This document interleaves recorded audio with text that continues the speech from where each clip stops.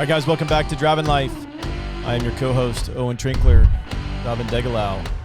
Next to me, busy weekend from the Showtime Motorsports Studios in association with Franklin Road Apparel. Big weekend. Yeah. I mean, for Driving Life, too. Yeah. For our man behind the camera, he was out at Laguna Seca for the Trans Am race. We'll cover that in a little bit. Some killer video out of that. I saw a little recap. Yeah. He's got a trailer out there that we'll be posting on our stuff. But Ken Twaits will. It's Showtime Motorsports on Facebook. He's going to put that out here probably in the next few days or so. Yeah, he had a good weekend. I think he did, yeah. Podium finish for him, Caleb?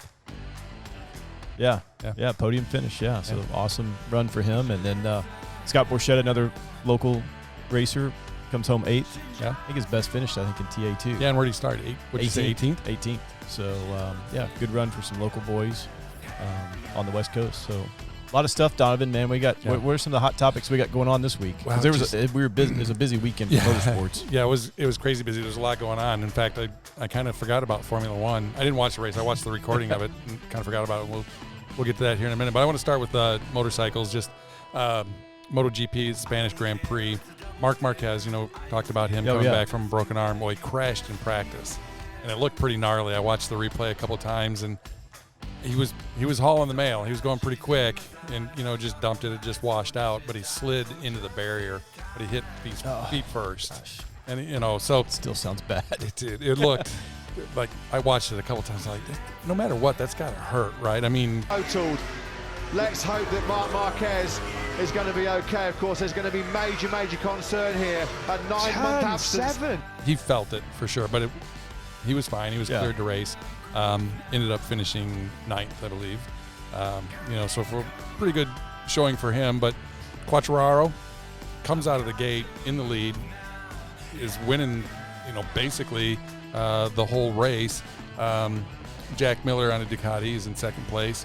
And then Quartararo just started falling backwards, ended up like 11th in the race. Jack Miller on the Ducati comes home with the win, followed up by his teammate on another Ducati in second place. And then Franco Morbidelli. Sorry, I was looking to see that's all right. See his name. Yeah. Brings it home in third on a Yamaha. So fast race, fast track. I don't really watch a lot of that, so it's kind of cool to be watching some of that as we're doing this. But Ducati and Yamaha seem to have the field covered. They got them covered this year. Yeah, it's not much getting in between the two of them. And then of course we had Monster Energy Supercross, crowned a champion over there. Yeah, and so I was waiting, watching hole shot. Ken Roczen comes out of the hole, takes the hole shot, leads for a little bit. Gets passed by his teammate, and then Sexton just kind of walks away for a little while. 2 or 3 laps to go. Here comes Cooper Webb. Blows right past him, takes the win, and calls it a championship. Cooper Webb, take a bow. You're a 2-time champion. What a way to close it out then. Go home a winner and get your championship at the same time. And I think that's what he was, pre-race. He's like, I really want to win this. I want to win the championship with a win. With a win. And it for a while there, it didn't look like he was going to pull it off. I think he was just kind of making sure he got to the finish, and because he had it pretty much wrapped up. Yeah, he had to finish 19th to win. Yeah, the championship. And so for him, I mean, he could have coasted. Yeah, I mean, something really would have happened. Yeah, so I think that's what it was. He just was kind of laying in wait, like 4th place, 3rd, 4th for most of the race. And then right at the end, he's like, okay, I got this. Yeah. And walked away. So, cool. Congratulations to, Cooper Webb, our first champion of the year, of the season, I guess, of the year. So, that was pretty cool. NHRA, Southern Nationals in Atlanta, which I didn't realize this was the last NHRA race at Atlanta Dragway. So they're closing it down, or just? I don't know. I didn't. So I didn't have time to pull it up to see exactly what they were doing, but they were talking about. I was watching the Top Fuel, which was usually it's always the last race of the weekend, and that's what they were talking about. They're like, this is the last trip down the quarter mile for Atlanta Dragway. So I'm not sure. I'm gonna have to look that up and find out if they're moving it somewhere else, or if it's just NHRA's not going there, if they're shutting down the drag strip, or what's going on with it. But because it's been there forever. I mean, it's, it's if I remember correctly, it's up from Road Atlanta on 85 north, I think, going towards South Carolina, if I remember correctly. Could be. I think it's where it's located, yeah. So, but it's been there for years. I know. Yeah, the Southern Nationals have been there for a long time. Yeah. So who brought home the Duffies there? So Pro Stock Motorcycle, we'll start there. Scotty Polachek up against his teammate and team owner, Matt Smith, and Smith red lights just by 0.001 of a second. Almost had it. He red lights. So it gives Polachek the win, which was pretty cool. I mean, nobody wants to win that way, and everybody hates losing that way, of course, but, teammates. So it was a good weekend for the team. No matter, 1-2. No matter what. Pro Stock, we had Vincent Nobile against Greg Anderson, Battle of Chevrolet Camaros. And Nobile actually got the whole shot. His reaction time was just a hair quicker than Anderson's, but the Denso Camaro just walked him at the 60-foot mark, and it was over from that point on. So Greg Anderson takes the win in Pro Stock. Funny car, and I thought this was pretty cool. 16-time champion, John Force up against Robert Tasca. And, I mean, Force he's like my dad's age. It's like he won't go away. I know, right? And 16-time champion. I was like, that's insane, and you haven't heard his name a lot lately, the last couple of years, whatever. But kind of the same thing. Force has a little bit better reaction time out of the hole, but then just gets walked, and Tasca just ran him down, passed him at the end. Yeah, and ends up winning it. I think it was a 6:56 losing time to a 6:59.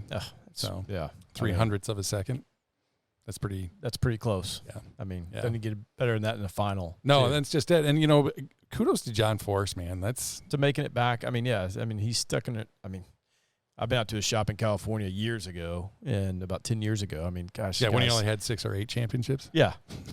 And probably only had 2 cars. It seems like he's got like 4 cars or 4 or 5 cars. Yeah, his daughters race off and on all the time. Yeah. So, but great for him to make the final and still be super competitive. Yeah.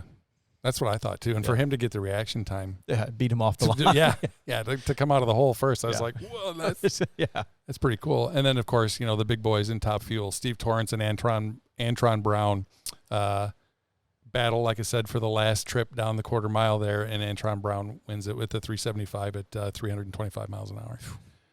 So, cooking. Yeah, they're flying. Yeah. I think the funny cars were like right at 405, 4 seconds, pretty much flat. And just right at 300 miles an hour. That's one thing I have. And it's not even a quarter mile either. It's 1,000 foot. It's 1,000 foot now because they changed it like when Scott Coletta got killed, I think. Mm-hmm. Yeah, this was back in 2009, 10, somewhere in there. And they moved it back since then. But, man, that's one thing I have not I'd love to try one time just to see. Did you see Tony Stewart's doing it? No, I didn't. Is he going to go down with Pro Stock, or what's he going to start with? No, he's in a Top Fuel dragster. Oh, man. He's just going to go for it right off the bat. Yeah, I haven't watched it yet. They were like previewing it the other day. I was telling you, that he and Leah Pruitt were launching their boat, whatever, their Malibu. And so then it pops up on my feed. It's like Tony Stewart ready to launch. I'm like, wait a minute, are you serious? So as soon as that video comes out, we're going to have to catch that. Oh, yeah, we'll have to talk about that for sure. And check that out. But, so – again, NHRA is not my scene. I've never been to one. You ever been to an NHRA? I haven't. No, I've been down to Gainesville. I mean, just to the raceway there because I've done some stuff there locally in the Jacksonville area for Brumos at times. But I've heard, I was never able to make it back there for the Gainesville or the Winter Nationals, whatever they call it there, and I could have gotten passes to go, but it always fell on the weekend that we were in Sebring. Oh, so that was the problem for me. Is I'm racing that weekend. Yeah. And so I can't get over there because it was always on the same weekend. But I'd love to go. I think we need to go make a trip at some point or just do something. And I'd be down with that because everybody I've spoken to that's been there, it's like the sound, it rearranges the molecules. It just it's unbelievable. What 10,000 horsepower?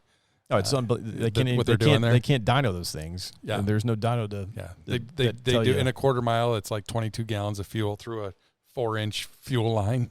When we were at Force's place, they weren't dyno, but they were running them. I don't know what because we weren't allowed back in the shop. We were just kind of like in the fan area of the shop, but you could hear them like they started them up. I don't know what they were doing because they can't run them on a dyno, but right. Yeah, that would be cool. Yeah, we need to try to like a weekend off when that does happen to go do something a little different. But yeah, because it's just a different scene and just to feel the power. And we were talking off air, Caleb, first Trans Am race that, he was talking about how loud those cars go to a top fuel race. Like shake your brain out. Top fuel. Yeah, it'll split your eardrums immediately. Yeah. Oh yeah, definitely. Let's write that into the books. Our bucket list. Yeah, something to do. Things to go do on an off weekend. Let's go to NASCAR at Kansas. Okay. The race was actually pretty good. Kansas, I've been to that race a couple of times. Kind of a yawner. Was not one of my favorite tracks to ever go to watch, but this race was actually pretty good. Again, if it's the aero package or whatever they did, I don't know if they've done anything to the track, at Kansas to reconfigure any of the corners, but it was good racing. I thought it was interesting. I thought the racing was pretty good. A lot of, challenging for the lead and a lot of different drivers up front and, the way it worked out. But if you look at the way it finished up, and this is what we've been talking about all season long, the cream rising to the top, right? Yeah. Kyle Busch wins it. Kevin Harvick second, and Keselowski third. Some familiar names back at the top. Yeah. No, and in watching that race, that Kansas is, mile-and-a-half track. You have this 550 horsepower rule that they've got basically with this package they got with the big spoiler on the back. It does create some aero issue with them at times, I guess. In this race, maybe it wasn't so bad because there was to seem like a little bit of a battle for the lead. And Larson pretty much dominated for a lot of it. Yeah. Which was cool to see. Yeah. And we can talk about this more in depth, but I know his title chances have gone up, but he's got to be, if I'm probably picking him right now to make it to the Final Four because he's just fast on mile-and-a-halves right now. I don't think he finished out the top three. I think he's 19th or something this time, but he was dominant until he got in that deal with Blaney on that one of the last restarts where he kind of shoved him in the corner too much. And it's probably one of those deals where I didn't see an interview with him afterwards, but he probably lifted, but the aero package, he was just sucked up on him. Pulled him right at, and he couldn't get off of him, until they kind of messed both of them up. But man, what a kind of comeback for him. You see Valvoline signed on for a couple of races. 3 races. So that's good. And, everybody deserves a second chance. And, I agree. And I'm glad he's getting. And I noticed they haven't really. He's laying pretty low. Yeah. Right? He's just out there doing his thing, driving, keeping a low profile, which good for him. Show it out on the racetrack. Keep it on the track. Yeah. And he's definitely doing that. No, he is. And then, to kind of get into that race, so that's 10 winners in 11 races. Yeah. I think what's the record? I think they're saying 16, right? Is that or 15? 15 or something because remember 16 make it to the playoffs. Yeah. And I think if you're a point guy trying to make your way on points, tough. It's not going to happen this year. Mm-mm. And I think there's 15 races to go or something before the cutoff. I think we're on our way to seeing 16 winners, 16 different winners this year. I think so too. For sure. And because we got road courses coming up. And so and that's going to shake things up. You're not seeing anybody just dominate, like you said, at the mile-and-a-halves or, the plate tracks, the restrictor tracks, so it's really mixing it up, which I think is cool. This is a really good year. I'm enjoying NASCAR, this year and what we're seeing, what they're putting out on the track and, all the different races, all the different winners is going to make for an interesting playoffs. It is because, some of the road courses that are coming up, you've got COTA coming up here in a couple weeks. Yeah. Nobody's been to. I know. So that's going to that's going to shake some stuff up. And so it's definitely going to be interesting as we kind of get through the summer months here. But I think Larson has emerged himself as being definitely out of probably the best of the Hendrick cars really. Oh, yeah. This year is being really the title contender. And so I'm glad to see that for him. And I was just going to did you watch much of the race? Or, did you get like – I didn't watch all of it. Okay. I watched the beginning of it, and then was kind of in and out, through the middle, and then watched the end of it. I just knew there was I guess there's some talk on social media stuff of that there was a caution, I guess, or a tire the tire came loose. It sat there for a long time. Well, they were waited. There was like 2 cars that hadn't pitted yet. Yes. And so they were waiting for them to make their green flag stops. Yeah. And so I was going to go, some people are like, they're manipulating, who's going to be out front and blah, blah, blah, blah. And normally they'd throw a caution right away, and that's what it would be. Go back to IMSA. IMSA does the same thing. If there's a car stuffed in the wall, and not saying they do it for 20 laps, but and the guy's not hurt, it's sort of in an area that's not going to be dangerous, they let the field cycle through pit lane or get the opportunity to pit. Right. If you choose not to, that's fine, because you have to understand NASCAR does the same thing we do in IMSA. Is they close, because they're owned by the same company. Right. They close the pits, so you can't pit until they open up if you go caution. And so IMSA will let it run a lap and a half, 2 laps to let people make that decision. So because they don't want to hurt the race. They don't want to like, you got caught out on the caution and this guy didn't, and that's why you're cycled to the back. So I guess some people were upset with NASCAR that they should have thrown it earlier and that they manipulated the finish. And it was like Chris Buescher and somebody else had stayed out and trying to gamble on the caution to get their track position. Right. And then they pitted, and then the caution comes out. Yeah. So I don't see it. Well, first of all, the tire was just sitting right off a pit. It wasn't that far. Pit lane. No, it barely rolled off the pavement. Yeah. Into the grass. So it really wasn't an issue for the most part. Now, I will say that I have seen, NASCAR throw the yellow for nothing. That does happen. Yeah. So I guess I can see the argument there, but it wouldn't have made a difference. No, I don't think it may have helped their outcome as far as those guys, maybe those 2 guys. Yeah, it'd have helped their outcome in the top 10 maybe, instead of where they finished 19th or somewhere in that range. But I just thought it was interesting. It's caused this sort of like talk amongst people of like, oh my gosh, they're manipulating the finish. And it's like, hold on, back up. Yeah. We have this in IMSA, the same thing, because they don't want it to be that caution puts somebody in a different position. And if they weren't up front, they try to make it fair for everybody the best they can. They don't want the cautions to manipulate the way the finishing order is going. So, they talked about that a little bit, and I didn't see any of the follow up afterwards, with comments and whatever. But I'm not really buying into that. Yeah, but then Kyle Busch sweeps the weekend on his birthday, wins the truck race on Saturday night. Yeah. And, almost did win it. He had to come back from he was getting terrible restarts on that race. I watched the last 50 laps of it, and he was getting smoked on the restarts and just couldn't get going, but he was leading. Then they got a restart. Then he got shuffled back, and then they had another, when they had the green-white checker, there's going to be another crash. Right. And so they crashed again, and then he got another shot at Ross Chastain, and he got by him and ended up winning it. He did have the fastest truck, and so he goes in there and sweeps the Kansas weekend by the Cup race and the truck race. Yeah, good for him. And, he's been – last year was a difficult season for him. This year didn't start out great.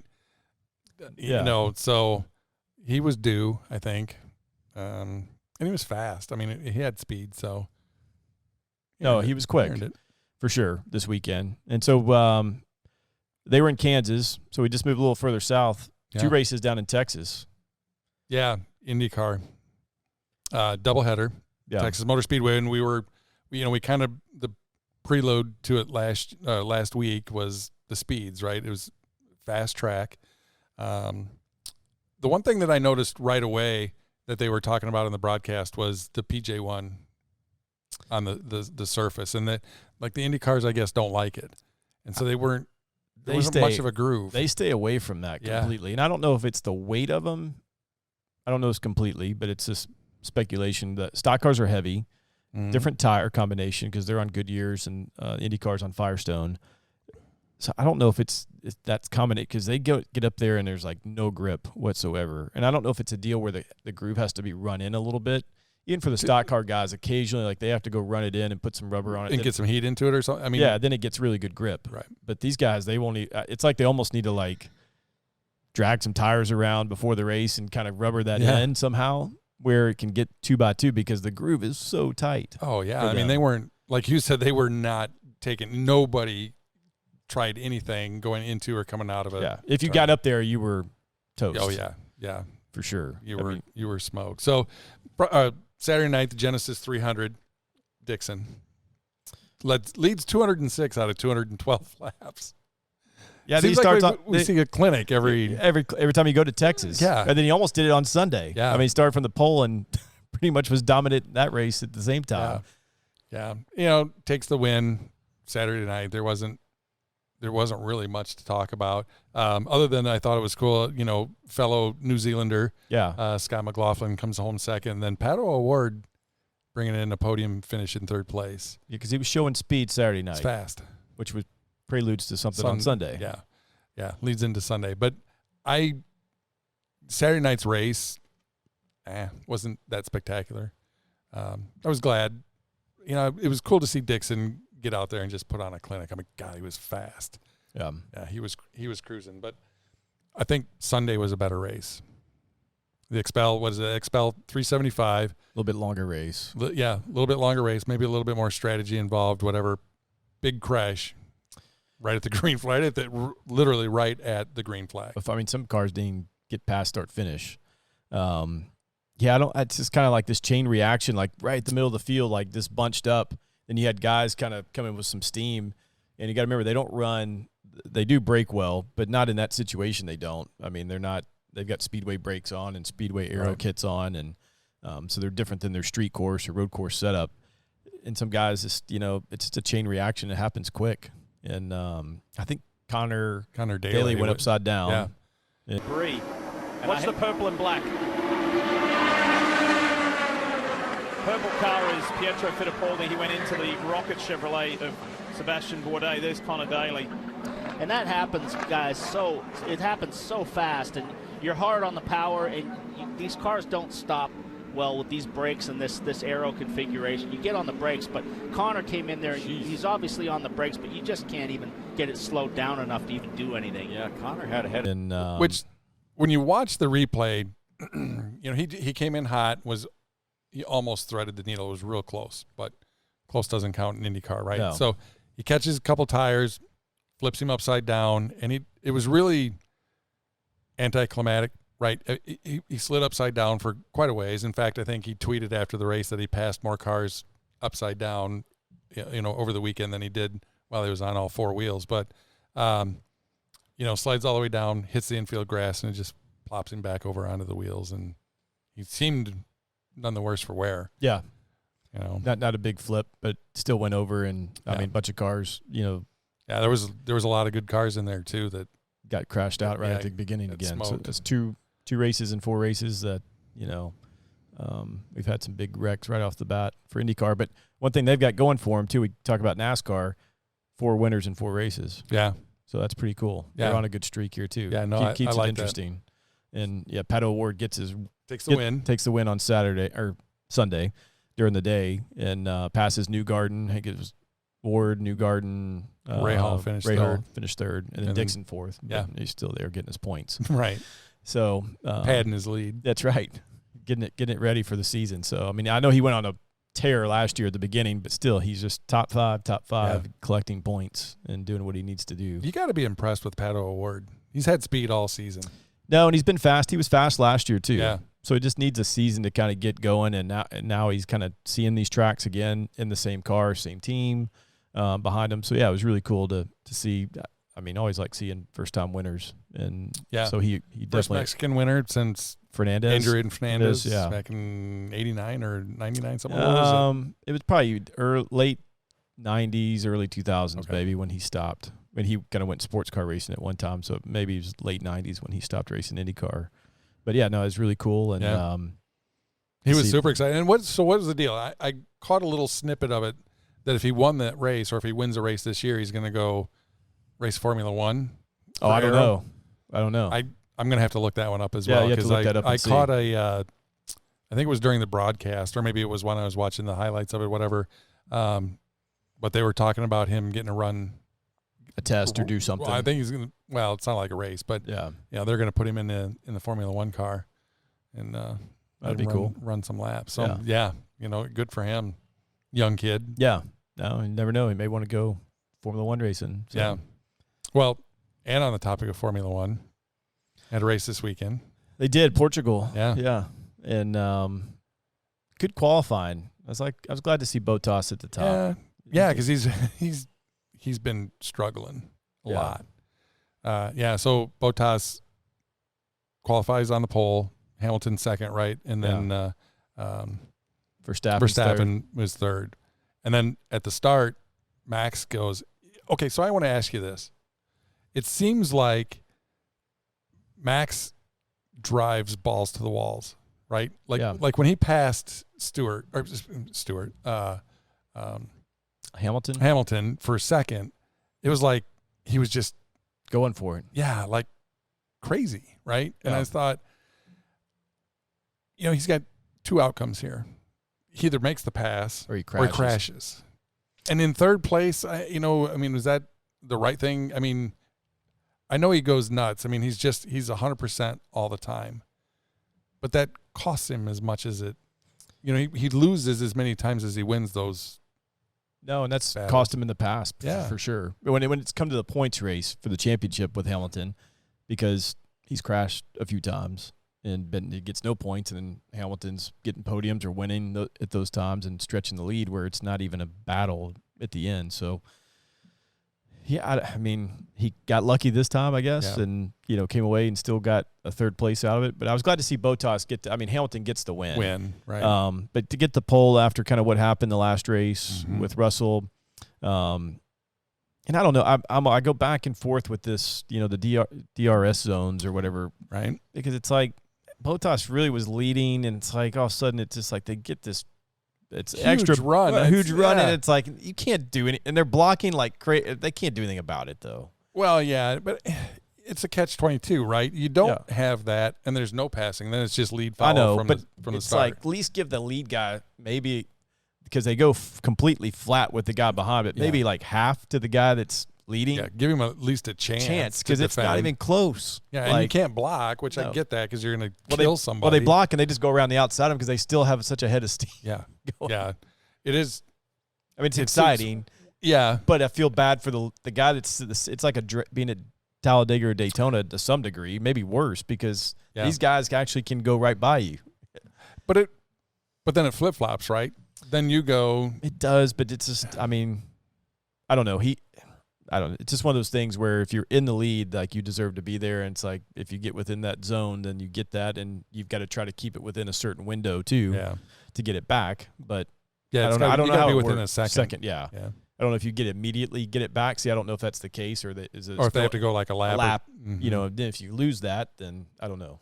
But it's interesting. So it is interesting, but it's the only way you're going to pass. Yeah. So hey, give Hamilton the win. Yep. So he collects another one. Insanely fast. Yeah. So. One more. That's probably what he said too. I'm like, all right, great.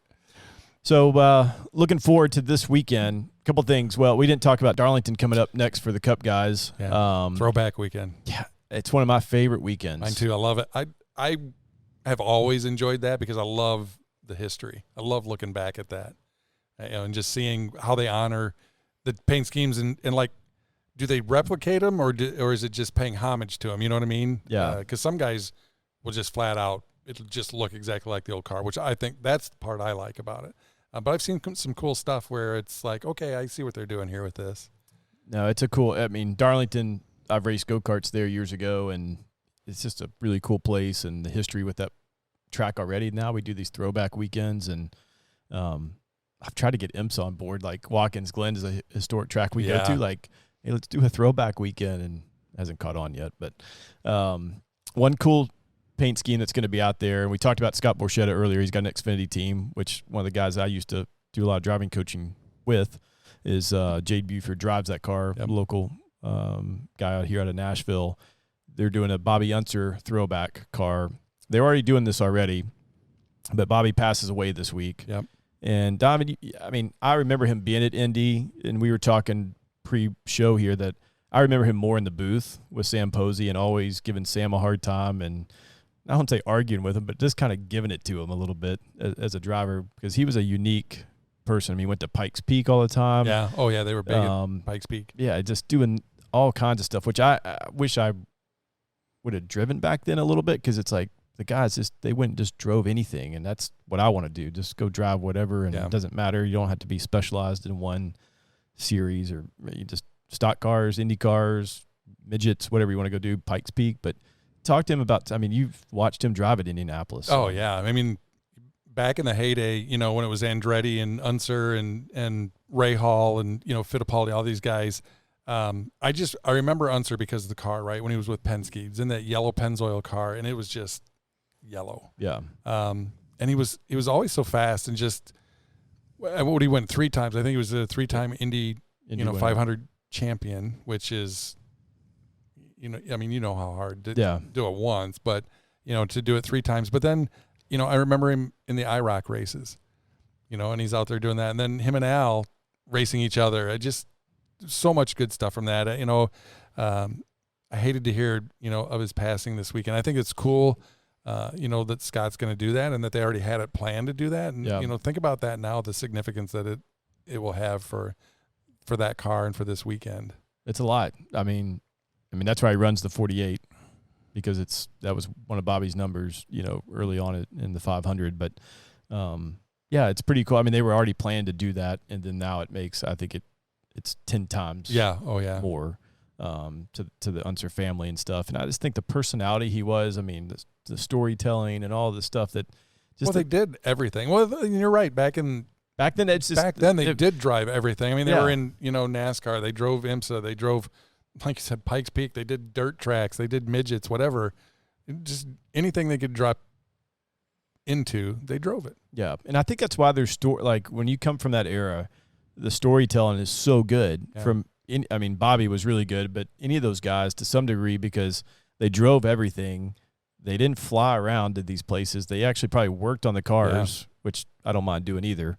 And that's why I think they generated these stories. I mean, they were having to drive the cars and do the things to get them to the track, and they weren't flying, you know, just they weren't just disconnected from the team, I guess, or the car when they were in transit at times. And so, I mean, that's probably why they got some of the funny stories they got. And I can imagine the talk at that, you know, at the funeral, and all of the stories that are going around, and the people that were there, and the people that he knew and had relationships with in the racing world. I mean, that could go on for days. Yeah, for sure. With that family. I mean, the whole family. Family's involved in it and stuff. So, yeah, I mean, it's every one of them. And so, yeah, I mean, thoughts and prayers go out to the family, the Unser family and stuff, because, I mean, he was a legend, you know, and that era that he drove in, and to do the work he did for motorsports is really cool. And, definitely that. And he was probably one of the first drivers, do you think, that after racing went to the booth? I don't think that was very common. I don't think it was, but I mean, he had the personality to go. Oh, yeah, totally. Yeah. And so I think he was probably led the way on that for people to, for drivers to, as they step out of the car to go, you know, give their knowledge in that format on the commentary, you know, side of things for the TV booth. And I mean, what a better person to be in there first than him, because he definitely had the personality and the storytelling to do that. And that's why I just remember him. I remember him more in the booth at my age. I can go back in the history books and see and replays on what he did as a driver, but that's what I remember him being in the booth. And I was always just cracking up, because those two would kind of go at each other a little bit. Oh, yeah. Times. Or Bobby just telling Sam really how it was. Well, yeah, because he'd been there and done it. He'd been there and done that. And Sam, you just kind of stick to the color. Yeah. I mean, Sam did some driving, but Bobby's not like that. Not to like that this. level. Yeah. Let me handle the technical part. This of is how we really broadcast. did it. Yeah. Good stuff. So I think that's cool, and that'll be the Xfinity race that Scott's team will run that paint scheme in this weekend. So I think that's a Saturday afternoon race at Darlington, which is really cool. And then here locally, Fairground Speedway, big weekend for them. They've got Pro Late Model, Super Late Models, and ARCAs in town this weekend. So kind of local here. A lot of stuff going on locally at the Fairground Speedway. So a place I love, and I know we've been down there last year and watched the All-American 400. So yeah, I'd love to get back down there just for a Saturday night race, just to check it out. I've never been there for that. Just to go to just a regular Saturday night race. So I have to go check that out this year for sure. But yeah, big weekend, off weekend for you. Yeah, it's good to be home. Mother's Day weekend, and need to be home, because it was a busy weekend last weekend. I was down in Texas with the World Challenge SRO series, which is kind of another sports car series, and not the best results I've ever had. But did it rain? Was it raining? Yeah, it rained. The rain that if you're local in Nashville watching this, the rain we're having now this week is what we had all weekend. But the races were dry. Qualifying was not dry, and we ran the Audi R8 down there, and I'm not sure where we finished. It was a field of 37, and I think we finished 24th one day and 29th in that series. So not the best results, but, it was. How long has it been since you were at COTA? Not very long. We ran there. Oh, that's right. We ran there in 19. In 19? In 19 I ran there. So I did there much better in 19, but it's just the way it goes. So not a huge weekend, but a good weekend for my kids. Oh, that's what I was going to ask you. How'd Brant do? They had a great weekend. So Brant, which we had him on the show, goes down to Shelbyville, qualifies on pole, first pole that he's ever had, wins his heat race, kind of going away a little bit. And then the feature, luckily enough, my race on Saturday was pretty early in the morning. And so the afternoon, I didn't really have off, but I was at the track. We're still working, trying to get ready because it was a 2-race weekend for us. Right. But I could FaceTime. They FaceTime me, and I could watch the whole thing. And I had race monitor up, so I was watching all his lap times. So he starts the feature on the pole, half a lap. I mean, he's stretching it pretty good, and he, gets to a tighter turn halfway in, and sails it in there like he normally would. So he spins out on cold tires, goes to the back, drives all the way back to third, and ends up third. So learning. I'd rather him learn that way and do that. Than be too conservative. We can fix that. I can't pump him up.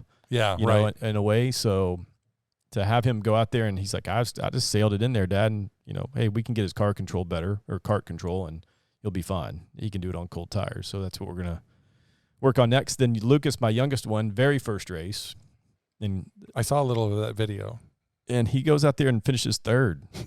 I mean. That's awesome. It was pretty cool. He finished second in the heat race, but he did the same thing in the feature. He sailed it off running second and spun in the same place. So there you go. They both tried. That should be easy. You can have the same conversation. I can have the same. I did.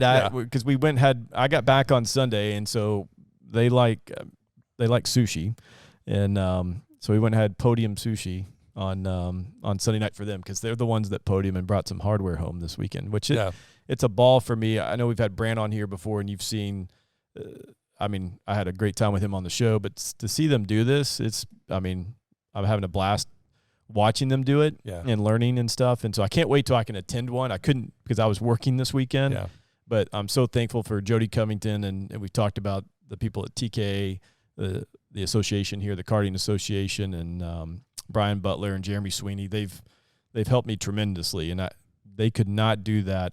They couldn't be doing this without their help and stuff, because I couldn't stop my day job to go do this, because I'm having to help pay for this. So at the same time, I'm having to fund this deal. So Dad still has to work. When and unfortunately, it's on weekends. Overlaps sometimes. And so how'd Truett do? Truett actually moved up to the senior class. This is Jeremy Sweeney's son. So it was really good. They moved him up to the senior light class, which he needed to. I mean, there's really no competition, and this is no harm to anybody else, but there was no competition for him in the junior pro class, which Brant's in junior sportsman, so it's a different classification where Truett is. And so they moved him up to senior. I think he finished 5th in the feature. Really? Yeah, so I think got some learning to do. Good for him to get some competition. Yeah, but I think there was 12 or 13 carts, and he finished 5th and 7th in the heat, and then 5th in the feature. So, it's good for him to get some competition. So the next, if you're interested, you're in the area, and you're like, hey, my kids are thinking about it. Tennessee Karting Association has a website, Facebook page. Check them out. The next race there at Twin Fountains is down in Shelbyville. Will be Memorial Day weekend, that Saturday on the 29th. So great organization. if you know nothing about karting, come out. If you're like, hey, I'm interested in getting my kids involved in this, everybody is so nice there to help. And we should take DrivinLife out there. Yeah, we're going to get some kids on. Like we when we had Brand on, we're going to do more of that, and just expose that. And I want to have Jody on our normal sort of podcast that we do at some point, and some people from that to promote Tennessee karting, because they brought it back here, I'd say, in the last 5 years. It kind of died off, really. I mean, it was super heavy in the 90s when I was running. Yeah. I mean, it was really tough. You had guys there. I mean, if you won here locally, you could win nationally. And it's getting back to that point. And it's a lot of the people, Jamie Bradford and Jody, and I know I'm missing a few other names that have really brought this back.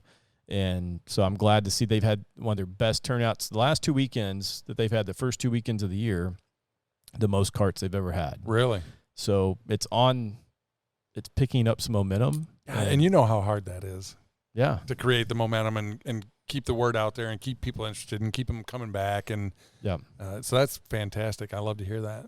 Yeah. So it's really cool. So check it out.